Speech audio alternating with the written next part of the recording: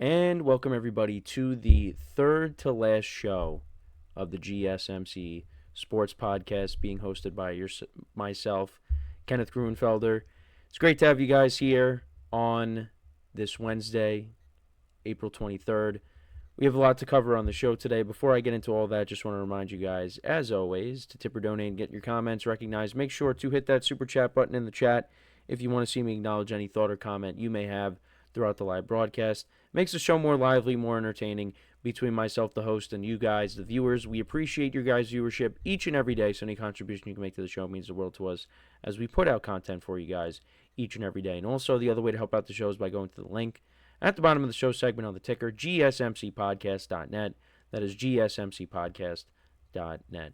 So let's get into what we are going to discuss for today. So we're going to start off the show. We are going to talk about the Lakers bouncing back in Game 2 last night, defeating the Timberwolves. We'll get into the specifics of that game. In the second part of the show, we'll take a look at the other Game 2 matchups from yesterday, and we'll preview the ones that are going on tonight. Then in the third part of the show, we'll talk about Ashton Jeanty. We'll talk about him. I know we've spent some time talking about, the quarterbacks and, Travis Hunter, Abdul Carter, but, we've kind of mentioned Jeanty here or there, but I wanted to talk about where he could potentially end up. What team will take him?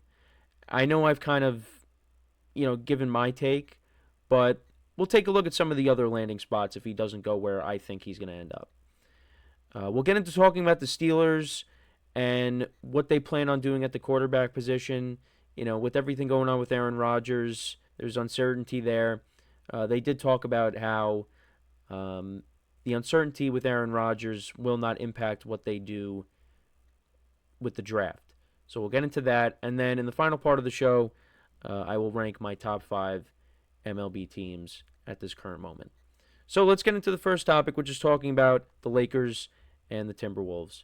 So when we talked about Game 1, when we talked about their loss to the Timberwolves, LeBron James, J.J. Redick, they talked about how the Lakers were not as physical as the Timberwolves in Game 1.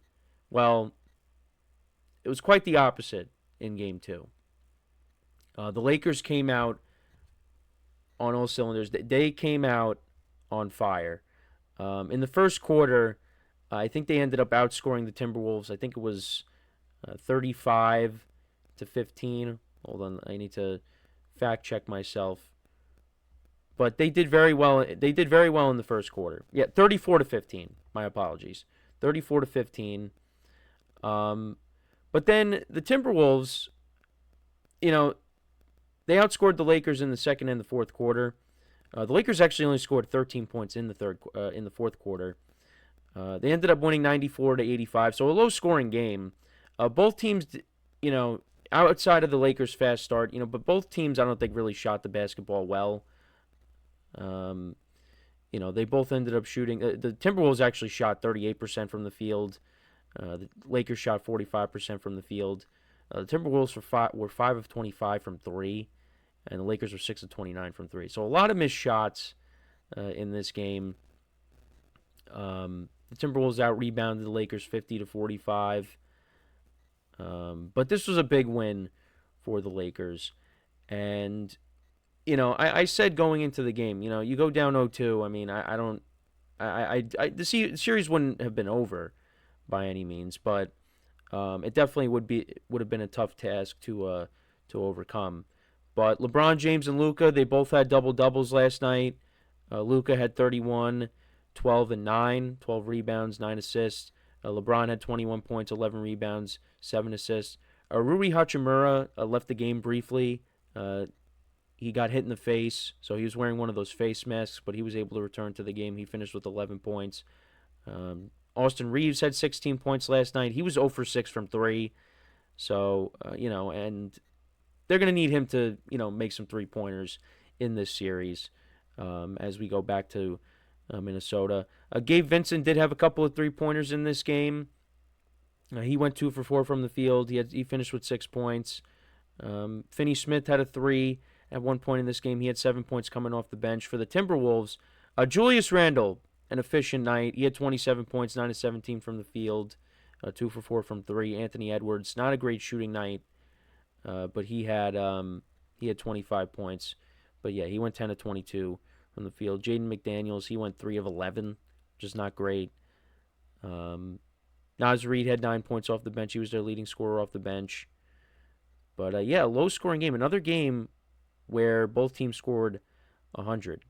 So we've seen that, a few times in the playoffs, a couple times in the playoffs so far. But now this series goes back to Minnesota. Series is tied a game apiece, and it's really anybody's series. I think this is another one of those series that you could see going back and forth, especially with it going back to Minnesota.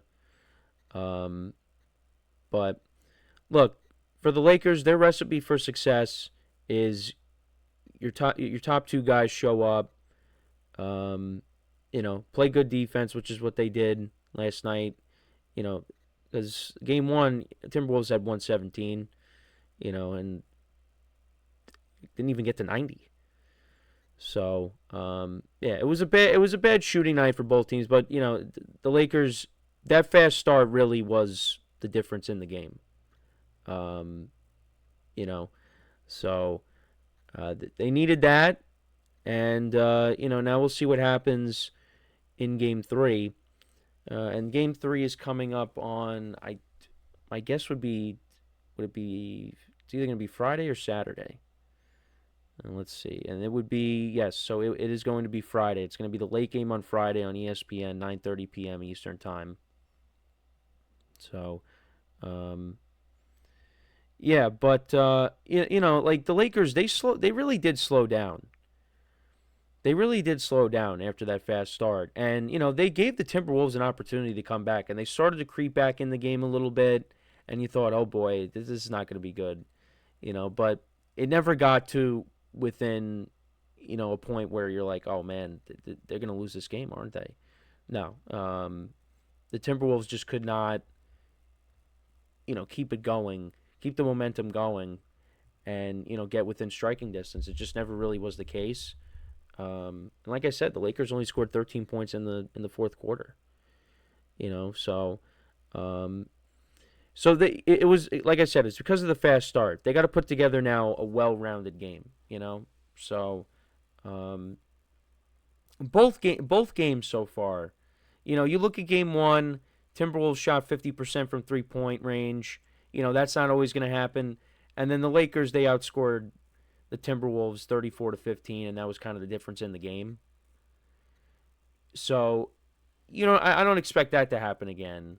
And then, the Timberwolves don't take advantage of it after the first quarter, because like I said, Lakers really slowed down after that. So we'll see what Game 3 brings us, like I said. But I will say, watching Julius Randle in these couple of games, I was saying, man, I really wish the Knicks had him the other day. With him attacking the basket. Listen, Jalen Brunson was great when I went, but need other guys to step up, and it does. Seeing Julius Randle out there, it made me miss him a little bit, but hey, it is what it is. But he has played well so far. But yeah, not really a lot of contributions from other guys. Like I said, Mike Conley, didn't have any points. Jaden McDaniels, he had an off night. Rudy Gobert, he only had 6 points. Naz Reid had 9 after scoring 23 the other night. So he was off. DiVincenzo, he had 9 over the weekend. Had 4 last night. Only played 16 minutes. But I think he was in a little bit of foul trouble too. So that also kind of played a role in that, I would guess. But yeah, they went from shooting 50% from 3 in game 1 to 20%. So they're going to be in the middle, I would say, for game 3. Yeah, talk about polar opposites there. But yeah, let me know what you guys think, though, about this game from last night. What were your takeaways from it? Luka, he's been great in this series so far. LeBron's been solid as well. But want to see Austin Reeves get it going more. Still, they didn't really get any contributions off the bench. Again, Gabe Vincent did hit a couple of threes, but yeah, no, they're gonna need more guys to step up in the series. So it was an off night for the Timberwolves, and like I said, the Lakers they were backed by a fast start. So now we go back to Minnesota, and we'll see what happens in Game 3. Like I said, that will be on Friday. But yeah, let me know what you guys think about the game from last night. Also, funny thing with the TNT crew. So I know there was that incident with Shaq. He had to leave the set briefly. And then last night I'm watching the post game, and there's a porta potty in the studio next to them. So if anyone was watching that, I thought that was really funny. But yeah, so Game 3 Friday.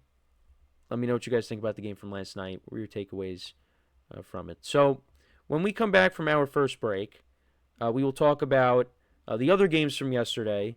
We'll talk a little bit about Damian Lillard making his return to the court and how he did, because that news came out, towards the end of. Well, actually, not even towards the end of the show. It was after my show was over, so I had no idea he was going to play until I saw on social media.